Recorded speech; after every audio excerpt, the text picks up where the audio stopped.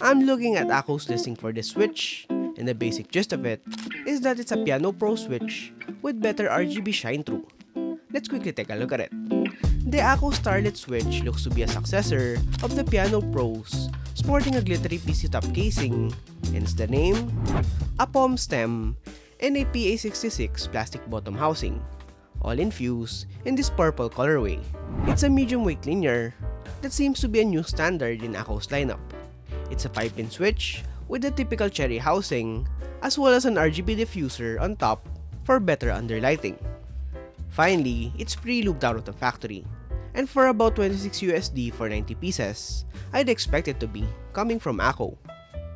Here it is, mounted on my Tofu 60B2, top mount with the only foam config being the case foam. Have a listen.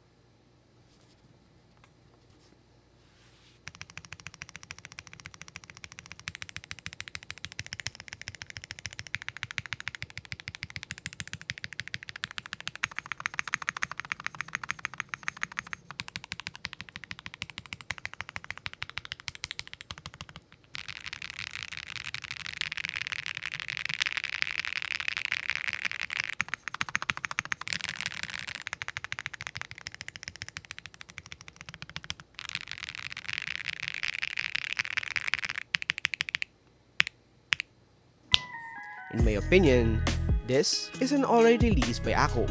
It sets the default for them, and I can fault that. There's nothing special with this, and it lacks a cool feature to it besides a glitter effect that will just hide itself when a keycap is placed. But for its price, it's still an alright switch.